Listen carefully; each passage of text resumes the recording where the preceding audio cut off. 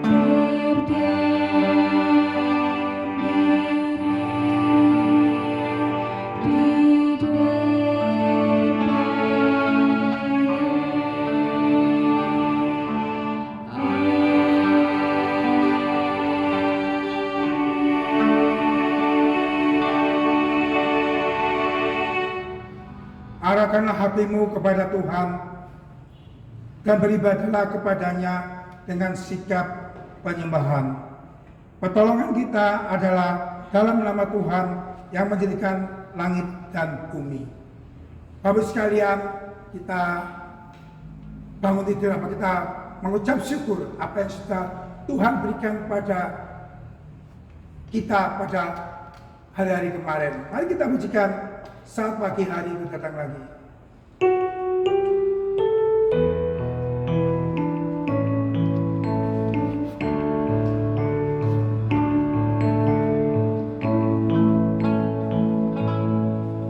Saat pagi hariku datang lagi, menghadap Tuhan dan rendahkan diri, mengucap syukur buat hari yang Kau beri, memuji Tuhan dengan sepenuh hati, ku sembah Kau Allah Maha Kudus, ku tinggikan Allah Maha Tinggi.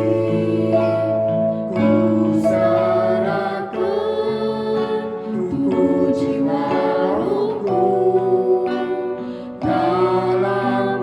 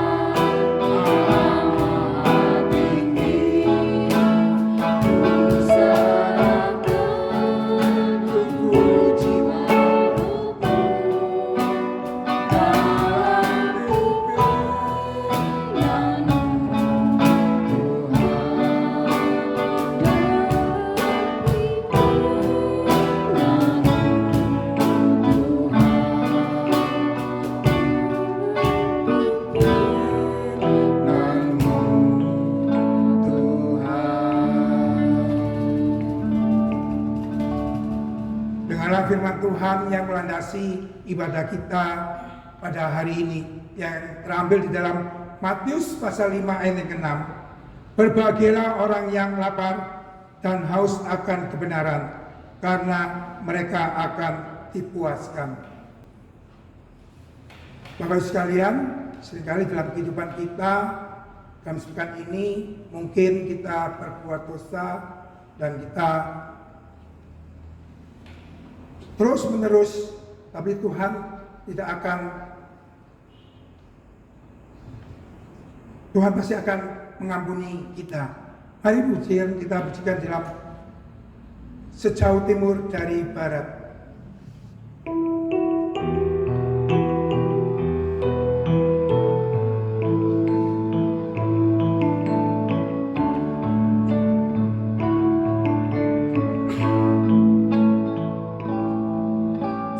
Sejauh timur dari barat, Engkau membuang dosaku.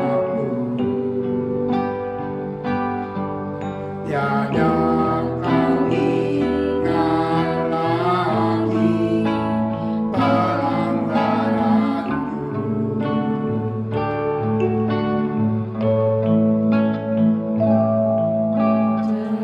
Ke dalam tubir laut, Kau melemparkan dosaku. Tiada kau perhitungkan kesalahanku. Betapa besar, betapa besar kasih pengampunanmu Tuhan. Tak kau pandang hina hati yang hancur.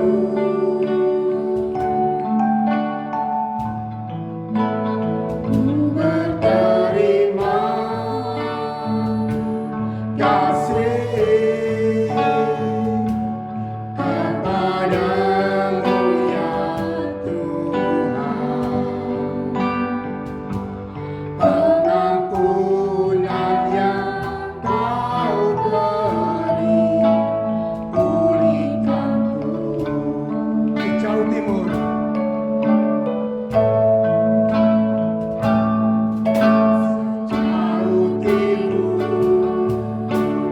dari barat, Engkau membuang dosaku. Tiada kau ingat lagi pelanggaranku.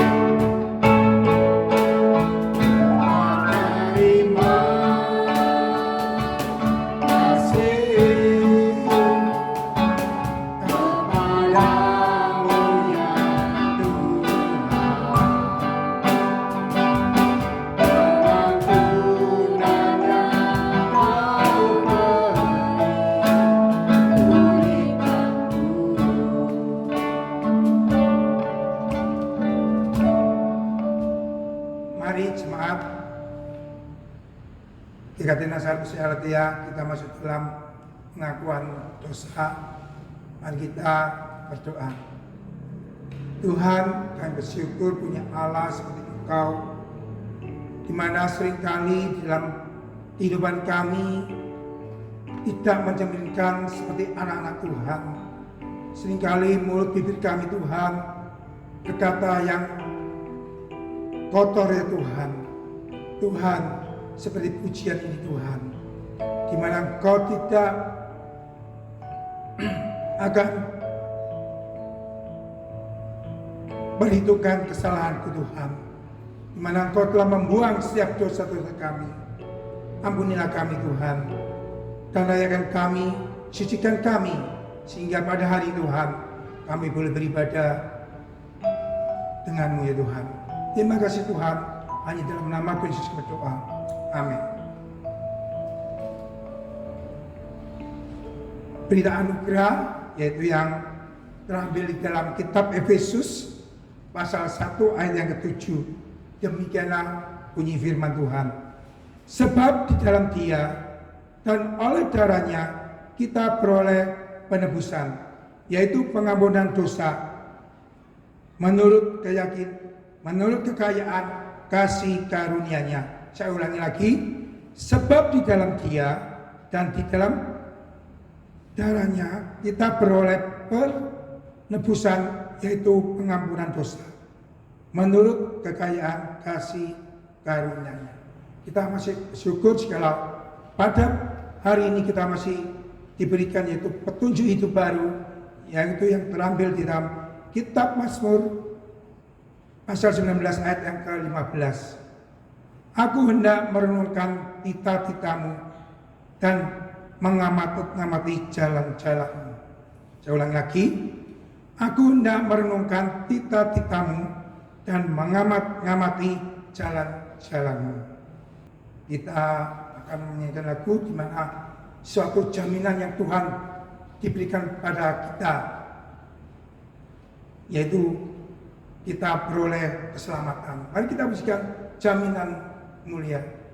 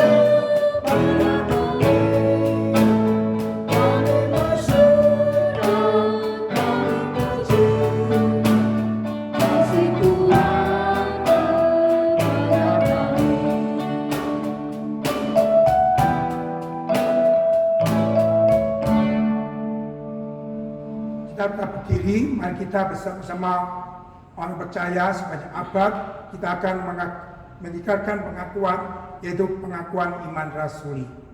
Pengakuan iman rasuli. Aku percaya kepada Allah, Bapa yang Maha Kuasa, Khalik langit dan bumi, dan kepada Yesus Kristus, Anak yang tunggal Tuhan kita, yang dikandung daripada Roh Kudus, lahir dari anak darah Maria, yang berita sengsara di bawah pemerintahan Pontius Pilatus, disalibkan, mati dan dikuburkan, turun dalam kerajaan maut, pada hari ketiga bangkit pula dari antara orang mati, naik ke surga, duduk sebelah Allah, Bapa yang Maha Kuasa, dan di sana ia datang untuk menghakimi orang hidup dan mati. Aku percaya pada Roh Kudus, Gereja Kudus dan Am, persekutuan orang kudus, pengampunan dosa, kebangkitan tubuh, dan hidup yang kekal. Amin. Mari Bapak sekalian, saya mengajak Bapak sekalian untuk bersama-sama berdoa syafaat. Pertama kita mengucap syukur atas pemeliharaan Tuhan kepada kita, sehingga pada saat ini kita masih diperoleh kesempatan untuk beribadah meskipun melalui online. Dan kita berdoa juga untuk pertumbuhan iman jemaat kita, biar meskipun melalui online ini kita tetap bertumbuh dalam iman kerohanian kita. Kita berdoa untuk para majelis dan setiap hamba Tuhan yang melayani di dalam Gereja GKT Nazaret dan secara khusus di POSPI ini. Dan yang ketiga, kita berdoa untuk bangsa dan negara supaya bangsa ini semakin hari semakin cepat untuk mencari vaksin COVID-19 ini, sehingga kita bisa bersama-sama nanti, tidak tahu kapan kita akan bersama-sama beribadah secara offline. Mari Bapak sekalian kita berdoa bersama-sama.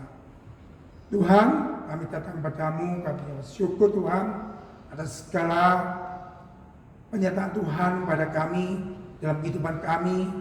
Tuhan memberkati kami dan Tuhan memberikan anugerah dan kesehatan kepada kami, sehingga pada saat ini Tuhan kami boleh untuk beribadah meskipun melalui online Tuhan. Tuhan, kami juga berdoa untuk iman kerohanian bagi jemaat GKT Nazaret. Ya Tuhan, biar melalui online ini mereka tetap berbuah dan bertumbuh di dalam iman kerohanian mereka. Dan terakhir Tuhan, kami juga berdoa untuk bangsa negara kami Tuhan, pakai secara tenaga medis, para dokter Tuhan, untuk mencari vaksin yang dapat menyembuhkan COVID-19 ini Tuhan. Sehingga Tuhan, setiap anak-anak-Mu Tuhan boleh bersama-sama untuk beribadah secara offline. Terima kasih Tuhan. Inilah seruan doa kami hanya dalam nama Yesus. Amin. Bapak sekalian, kita juga akan menyiapkan hati kita. Kita akan mendengarkan firman Tuhan. Yang hari sebelum kita mendengar firman Tuhan, kita pujikan satu pujian, kusiapkan hatiku Tuhan.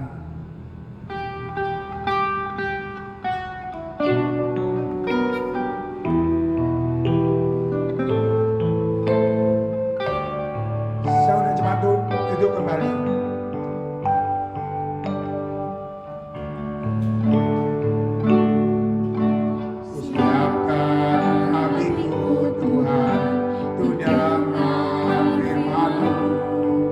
Saat ini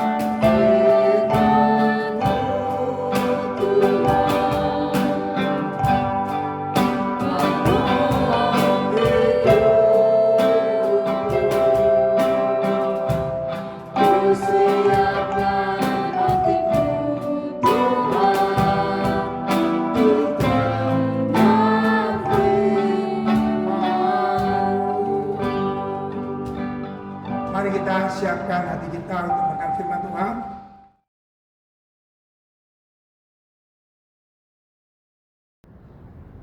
Shalom rekan-rekan yang remaja yang dikasihi Tuhan. Hari ini kita akan kembali bersama-sama belajar firman Tuhan. Nah, sebelum kita dengar firman Tuhan, kita mau menundukkan hati kepala kita di hadapan Tuhan. Kita mau berdoa, minta Tuhan tolong setiap kita. Mari kita berdoa.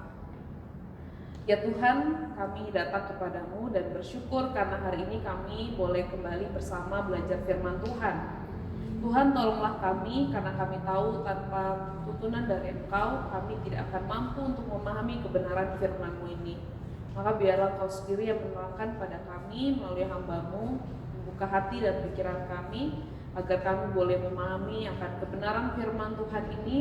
Terlebih Tuhan, Roh Kudus bekerja dan menolong kami supaya kami menjadi anak-anak remaja Kristen yang mau menjadi pelaku-pelaku firman dalam hidup kami sehari-hari. Terima kasih Tuhan Yesus, hanya dalam nama Tuhan Yesus Kristus kami berdoa. Amin. Teman-teman, Losa mau ajak kita lihat satu video klip atau satu iklan yang mungkin kita udah pernah lihat ya, tapi coba kita lihat sebentar. Mobil macam apa ini? Lamba, kayak sepo. Sempit lagi. Singkirin nih. Badan lu aja gede. Hah? Badan gede nih badan. Riz, nih makan Snickers. Kenapa? Lu rese kalau lagi lapar. Mendingan? Karena lapar berubah orang. Snickers, coklat lezat dengan kacang dan karamel. Lapar, ambil Snickers. Membosankan. Pas. Nah, teman-teman dikasih Tuhan, siapa yang kalau lagi lapar jadi rese? Atau biasanya kalau teman kita lapar biasanya jadi galak ya. Teman kita biasanya orangnya baik, tiba-tiba jadi galak gitu ya. Pasti kita, kamu lagi lapar ya? Karena kalau lapar jadi galak gitu ya. Nah, teman-teman dikasih Tuhan, tapi menariknya hari ini kita akan belajar satu firman Tuhan di mana Tuhan Yesus berkata tentang orang yang lapar dan haus namun disebut berbahagia. Kenapa demikian teman-teman? Orang yang lapar dan haus tapi disebut berbahagia. Nah, loh saja kita membaca di dalam ucapan bahagia Tuhan Yesus yang keempat, Matius pasal 5 ayatnya yang ke-6. Matius pasal 5 ayatnya yang ke-6. Matius pasal 5 ayatnya yang ke-6. Lo saya bacakan buat setiap kita. Berbahagialah orang yang lapar dan haus akan kebenaran, karena mereka akan dipuaskan. Lo saya baca sekali lagi. Berbahagialah orang yang lapar dan haus akan kebenaran, karena mereka akan dipuaskan. Nah, teman-teman yang dikasihi Tuhan, Tuhan Yesus berkata berbahagialah orang yang lapar dan haus. Tetapi ternyata lapar dan haus seperti apa? Yaitu dikatakan lapar dan haus akan kebenaran. Kenapa orang yang lapar dan haus akan kebenaran dikatakan berbahagia? Di situ ada janji yang Tuhan Yesus katakan bahwa karena mereka akan dipuaskan. Teman-teman yang dikasihi Tuhan, mereka akan dipuaskan. Nah, yang menarik ketika Tuhan Yesus memberikan janji dipuaskan, itu diberikan bagi orang-orang yang sedang lapar dan haus. Teman-teman, Alkitab tidak berkata atau tidak mencatat berbahagialah orang yang mau makan, mau minum akan kebenaran. Tapi dikatakan lapar dan haus. Nah, teman-teman, biasanya sering kali ya, apalagi quarantine life seperti ini gitu ya, biasanya kita sering di rumah, tidurnya subuh gitu ya. Biasanya kita mau makan, mau minum, tapi lapar atau haus? Belum tentu ya. Bisa jadi kita tuh pengen makan, mau makan, tapi lapar nggak? Bisa jadi enggak gitu ya, bosen aja karena kita boring, ya udah kita pengen makan. Tapi firman Tuhan berkata bahwa kondisi orang yang disebutkan berbahagia itu jelas adalah orang yang benar-benar itu lapar dan haus. Dikatakan bahwa mereka akan dipuaskan. Nah, teman-teman dikasih Tuhan, kalau orang sudah kenyang, tidak lapar dan tidak haus gitu ya, maka orang ini tidak perlu dipuaskan lagi atau tidak dapat dipuaskan lagi. Kenapa? Karena sudah pada status klimaksnya.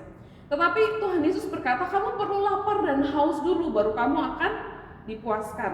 Nah, teman-teman dikasih Tuhan, Tuhan Yesus menggunakan kata kerja pasif, dipuaskan, bukan memuaskan.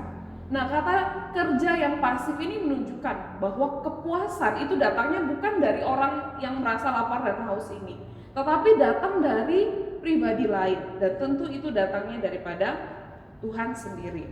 Tapi teman-teman yang dikasihi Tuhan, kepuasan yang dirasakan itu diberikan bagi orang-orang yang lapar dan haus. Tapi tentu lapar dan haus seperti apa dulu yang harus kita lihat. Dikatakan di ayat 6, berbahagialah orang yang lapar dan haus akan kebenaran. Kalau kita membaca Injil Lukas juga mencatat tentang ucapan berbahagia. Nah, ucapan berbahagia yang Injil Lukas catat itu teman-teman ya, itu dicatat oleh Injil Lukas, tapi ketika dia mencatat bagian ini, Injil Lukas tidak memberikan kata kebenaran. Dia hanya berkata berbahagialah orang yang lapar dan haus, maka mereka akan dipuaskan. Tidak ada kata kebenaran di situ. Nah, teman-teman, kalau kita mau memahami apa yang dimaksudkan dengan lapar dan haus gitu ya, kalau dalam Injil Lukas, kalau kita mau pahami dengan tentang lapar dan haus akan hal-hal materi, bisa jadi. Lapar dan haus akan makan dan minum, bisa jadi. Apakah Tuhan mampu? Apakah Tuhan bisa memuaskan anak-anaknya yang lapar dan haus? Gitu ya, lapar dan haus akan makanan, lapar dan haus akan materi. Bisakah Tuhan puaskan? Tentu Tuhan bisa, bahkan dia lebih dari mampu untuk memuaskan keinginan kita. Tapi teman-teman yang dikasihi Tuhan, menariknya Matius memberikan tambahan kata kebenaran. Nah, Matius memberikan tambahan kata kebenaran ini untuk memberikan atau menunjukkan ada yang lebih penting daripada berbagai macam hal yang bisa kita inginkan dari hati kita. Teman-teman, lapar dan haus menggambarkan suatu kondisi di mana seseorang tuh punya hasrat yang begitu besar akan suatu hal. Kalau lapar dan haus akan makanan, berarti kita punya hasrat atau ambisi yang besar akan makanan. Kalau kita lapar dan haus akan jabatan, tahta gitu ya, atau hal-hal lainnya, maka kita punya hasrat atau ambisi yang begitu besar untuk hal-hal seperti itu. Tetapi Matius memberikan sesuatu yang lebih jelas. Dia berkata yang berbahagia, yang Tuhan Yesus katakan, itu adalah orang-orang yang lapar dan haus akan kebenaran. Apa yang Matius ingin sampaikan, bahwa bisa aja anak-anak Tuhan itu pengen sesuatu hal-hal di dunia ini. Pengen makanan, pengen materi, pengen rumah yang luar biasa, pengen banyak hal di dunia ini. Tetapi Matius berkata, eman, sayang banget kalau ambisi terbesarmu itu hanya pada hal-hal materi yang ada di dunia kita hari ini. Karena kenapa? Ketika nanti kita hidup bersama dengan Tuhan, kok hal-hal itu walaupun Tuhan memenuhi, itu tidak akan kita bawa nantinya. Nah, teman-teman dikasihi Tuhan, lapar dan haus akan kebenaran. Tentu ini bukan lapar dan haus akan hal-hal materi atau makanan minuman yang secara fisik. Di dalam Matius pasal 4, ketika Tuhan Yesus setelah 40 hari 40 malam dia berpuasa tidak makan tidak minum 40 hari 40 malam. Pasti lapar banget ya teman-teman ya. Di situ datang iblis, lalu iblis bilang kayak gini, "Ayo Yesus, ubah batu ini jadi roti."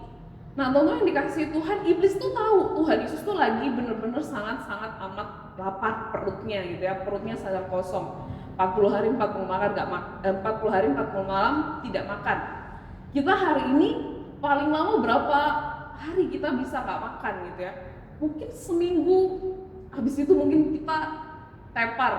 Tapi Tuhan Yesus 40 hari 40 makan, 40 hari 40 malam dia tidak makan, dan kemudian Tuhan Yesus dicobai oleh iblis.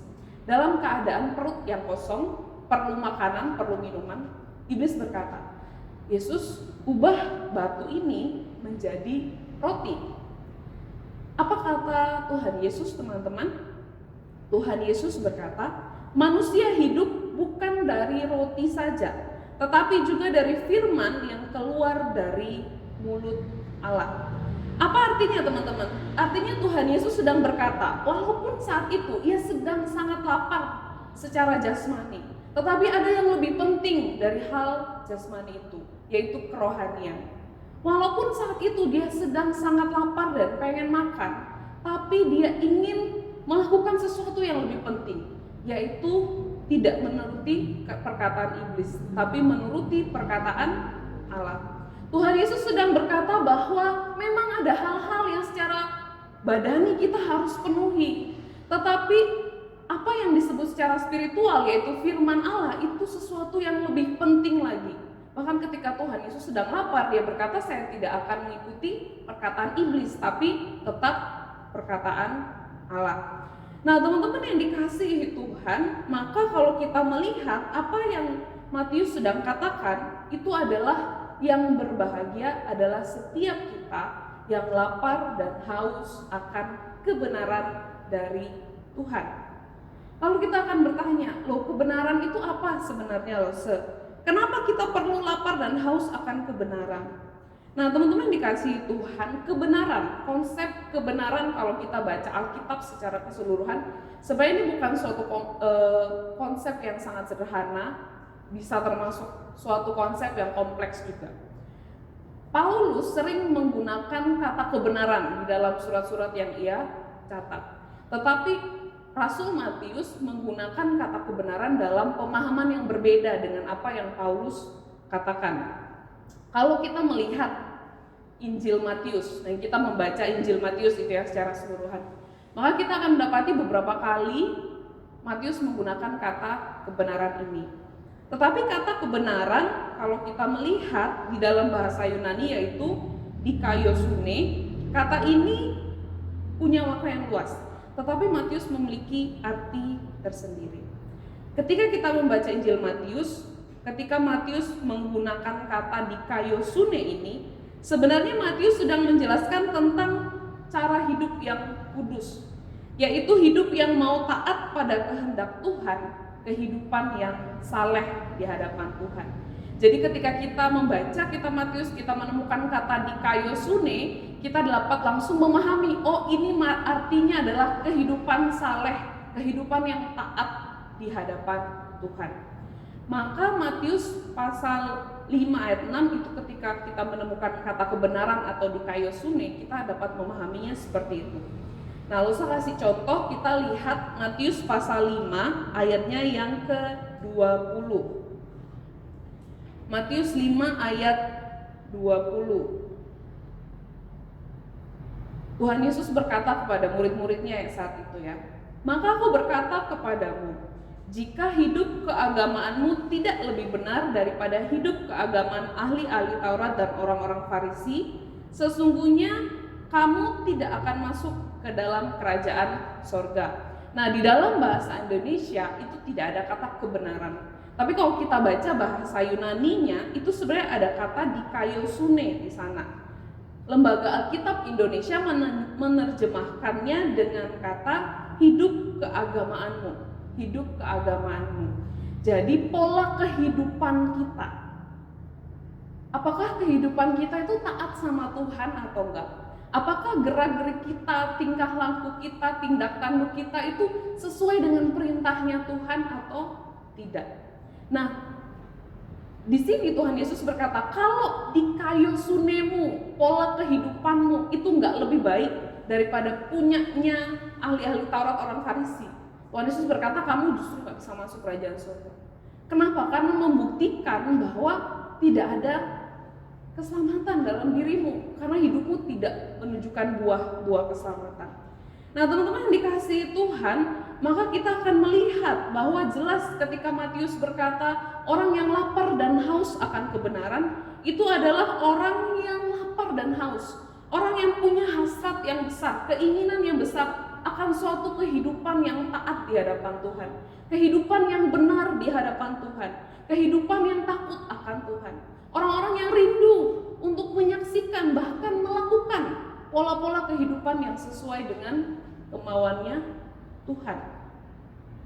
Tuhan Yesus berkata bahwa keinginan kita adalah apa? Kebenaran itu sendiri. Hidup penuh takut akan Tuhan di tengah-tengah dunia ini. Tuhan Yesus berkata, orang-orang seperti inilah yang disebut berbahagia karena kita akan dipuaskan. Nah teman-teman yang dikasihi Tuhan, kalau kita melihat dunia kita hari-hari ini, kita bisa bilang dunia kita semakin jahat.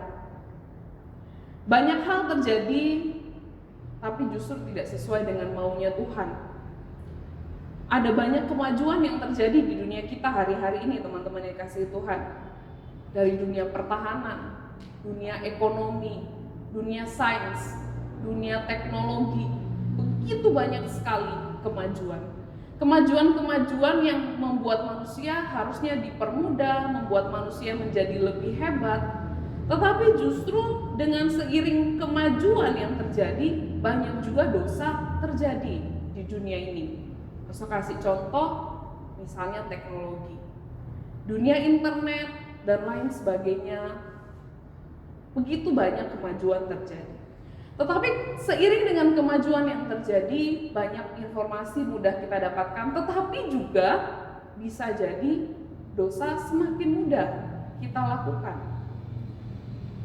Kemajuan teknologi itu sebenarnya baik, teman-teman, tapi justru akhirnya menjadi alat untuk kita melakukan apa yang tidak baik di hadapan Tuhan. Teman-teman dikasihi Tuhan, sebuah kutipan sederhana berkata, jangan benarkan sesuatu yang biasa, tapi biasakan sesuatu yang benar. Hari-hari ini kita melihat banyak hal terjadi di tengah-tengah dunia ini, dan kita merasa, ya sudah biasa lah. Maka kita membenarkan hal itu. Kita lihat LGBT, kita lihat pergaulan bebas laki-laki dan perempuan. Kita lihat anak-anak muda yang merokok, narkoba, tatoan, tindikan, melawan orang tua, tidak taat orang tua. Kita lihat orang-orang yang mulai meninggalkan gereja. Kita lihat orang-orang yang menghina nama Tuhan. Kita lihat orang-orang yang mulai meninggalkan Tuhan, menjadi ateis, menjadi orang-orang yang gak mau punya gereja, gak mau punya Tuhan, gak mau diatur hidupnya. Terus kita bilang apa? Ya sudah biasa, tidak apa-apa. Sudah sering terjadi. Kemudian kita membenarkan hal-hal yang biasa ada hari ini. Tetapi yang harusnya sebagai anak-anak Tuhan lakukan, yaitu kita membiasakan apa yang benar. Membiasakan apa yang benar dalam standar apa? Standar firman Tuhan. Seringkali kita, ketika kita melihat hal-hal yang menyimpang di dunia ini, ketika kita melihat sosial media, ada orang-orang yang melakukan dosa, pesta seks, pesta minum-minuman, kita ngebilang, ya udah biasa lah, udah biasa. Atau mungkin kita justru ikut di dalamnya, teman-teman yang dikasihi Tuhan. Apakah sebagai anak-anak Tuhan, kita punya hasrat yang besar akan suatu kehidupan yang taat sama Tuhan? Kerinduan terbesar hati kita, justru kita pengen kehidupan yang menyenangkan Tuhan. Atau ketika kita melihat dosa, kita merasa sudah biasa. Hasrat terbesar kita bukan menyenangkan Tuhan lagi, tetapi justru menyenangkan manusia atau menyenangkan diri kita sendiri. Seringkali sebagai anak Tuhan pun kita terikut arus. Bukan hanya sebagai penonton, tapi kita juga ikut melakukan hal-hal yang tidak sesuai dengan kehendak Tuhan. Tuhan Yesus hari ini mengingatkan kita bahwa yang berbahagia adalah setiap kita yang lapar dan haus akan kebenaran. Orang-orang yang lapar dan haus akan kebenaran punya suatu kerinduan yang sangat besar di hati mereka, bahwa apa yang mereka saksikan dalam kehidupan mereka dan apa yang mereka hidupi di dalam kehidupan mereka itu adalah kebenaran Tuhan saja. Apa yang kita ingin, apa yang kita lakukan itu adalah yang menyenangkan Tuhan saja.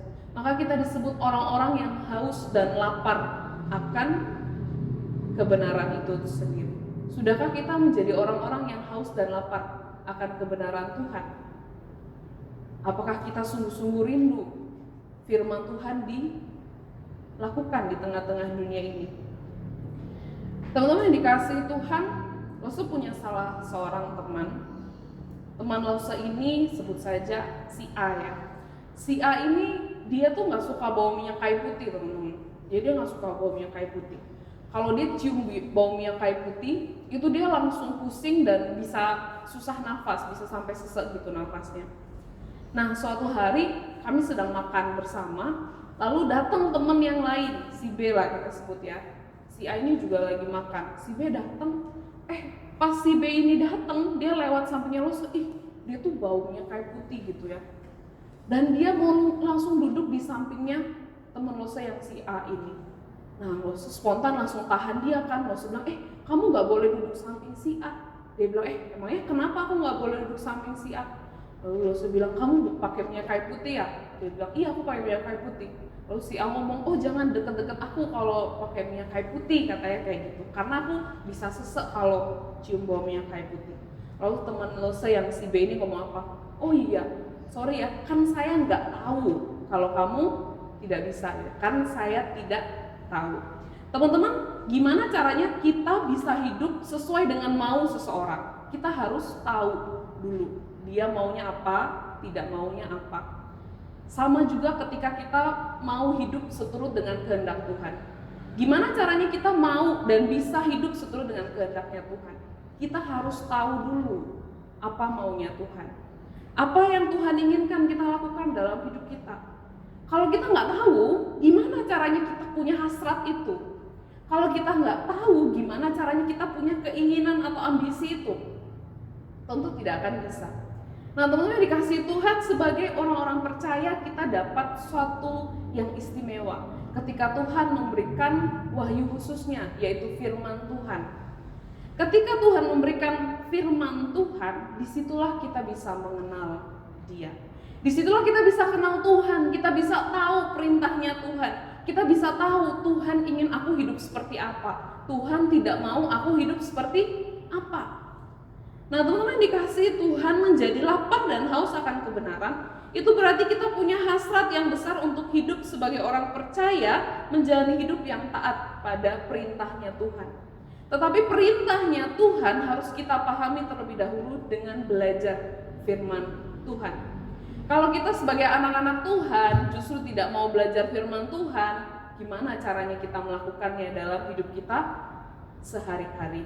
Maka sebagai anak-anak Tuhan, rajin-rajinlah belajar firman Tuhan. Tekun-tekunlah terus untuk belajar firman Tuhan. Jangan pernah lelah untuk belajar firman Tuhan. Jangan hanya hari Minggu kita buka Alkitab ketika ibadah, itu pun kalau ibadah, kalau Minggu keluyuran ya sudah nggak baca Alkitab seminggu. Belajar untuk membaca firman Tuhan, tekun untuk buka firman Tuhan. Dari situ kita bisa kenal Tuhan. Dari situ kita akan terbangun keinginan untuk hidup seturut dengan perintahnya Tuhan. Sampai Tuhan Yesus berkata, berbahagialah kamu anakku, karena kamu punya kerinduan yang besar untuk hidup seturut dengan firman-Ku. Kenapa? Karena kita akan dipuaskan. Nanti ketika Tuhan Yesus datang kedua kalinya, ketika Tuhan Yesus berkuasa atas bumi ini, ketika kemuliaan Tuhan melingkupi bumi ini, hanya akan ada kebenaran di sana. Maka kalau kita yang begitu pengen akan kebenaran, ketika Tuhan datang, kita dipuaskan. Wah, di dalam Tuhan kita menikmati hidup yang benar. Di dalam Tuhan kita menikmati kemuliaannya. Kita dipuaskan di dalam Dia. Teman-teman dikasihi Tuhan, mari jadilah anak-anak remaja yang rindu untuk kebenaran Tuhan, rindu untuk mengenal hati Tuhan dan menjadi pelaku-pelaku firman Tuhan di dalam kehidupan kita hari-hari ini. Mari kita berdoa. Ya Tuhan, kami mengucap syukur dan terima kasih untuk kebenaran firman Tuhan hari ini. Tuhan, kami kembali diingatkan bahwa sebagai anak-anak Tuhan, yang terbaik adalah ketika kami punya keinginan yang terbesar, yaitu kebenaran Tuhan dalam hidup kami sehari-hari. Biarlah Tuhan, tolong kami, bantu kami agar hati kami Tuhan sungguh-sungguh rindu akan kebenaran-Mu, sungguh-sungguh rindu untuk hidup yang boleh memuliakan Tuhan dan taat kepada Tuhan. Ampuni kami Tuhan jika sebagai anak-anak-Mu kami lebih sering untuk mengikuti hal-hal yang dunia ini lakukan, bahkan yang tidak sesuai dengan kehendak Tuhan. Tapi hari ini kami kembali diingatkan, dan biarlah setiap kami berkomitmen untuk melakukan firman-Mu dalam hidup kami, hingga nanti ketika Tuhan Yesus datang, kami dipuaskan karena kami melihat kebenaran bertata di atas bumi ini. Terima kasih Tuhan Yesus. Inilah doa kami. Di dalam nama Tuhan Yesus Kristus kami berdoa. Amin.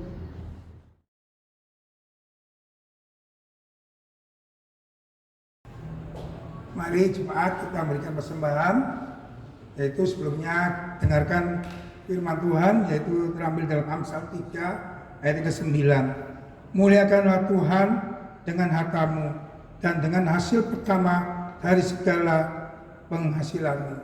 Bapak sekalian, kalau mau memberi persembahan bisa transfer ke rekening yang tertera di bawah ini atau disimpan, dan kalau Bapak sekalian bisa memberikan ke sekretariat gereja, bisa disampaikan, ditulis persembahan pos PI Aletheia. Mari kita pujikan persembahan Hitunglah Berkat-Mu.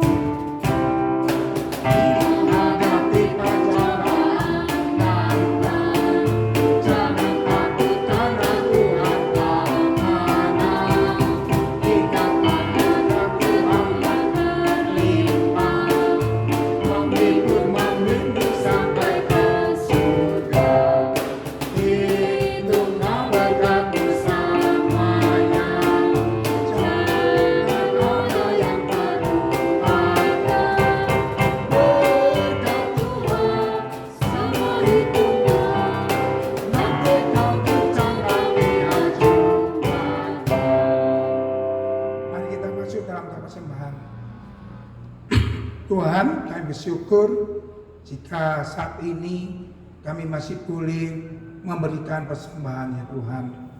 Tuhan, kami berdoa untuk persembahan ini Tuhan. Biarlah Kau sendiri akan menguduskan dan mensucikan. Biarlah Tuhan Kau pakai para majelis dan siap pengurus Tuhan untuk dapat mengelola persembahan ini Tuhan. Tuhan, jikalau kami masih belum sempat Tuhan, kiranya Tuhan juga memberikan kesempatan kami untuk minggu yang akan datang Tuhan, di mana kami juga bisa mengumpulkan di rumah Tuhan untuk dapat memberikan persembahan yang terbaik. Di mana Tuhan Kau sudah memberkati kami yang begitu banyak, kami tidak sesuai memberikan yang Kau berikan pada kami ya Tuhan.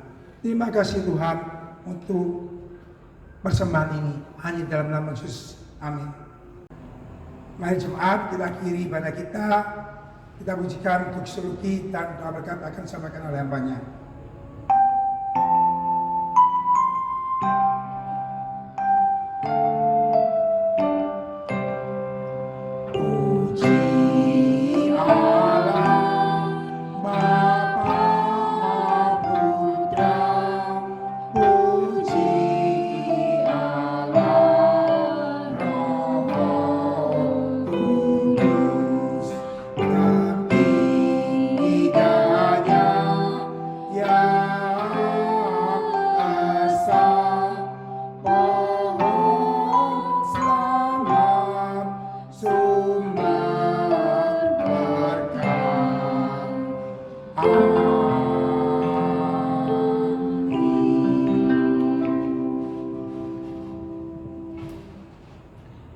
Rekan-rekan remaja yang dikasihi Tuhan, mari kembali ke kehidupan kita sehari-hari, terimalah berkat dari Tuhan. Tuhan memberkati kita dan melindungi kita. Tuhan menyinari kita dengan wajah-Nya dan memberi kita kasih karunia. Tuhan menghadapkan wajah-Nya kepada kita dan memberi kita damai sejahtera, serta menolong setiap kita untuk terus bertumbuh di dalam firman Tuhan-Nya dari hari ini sampai kekekalan. Amin.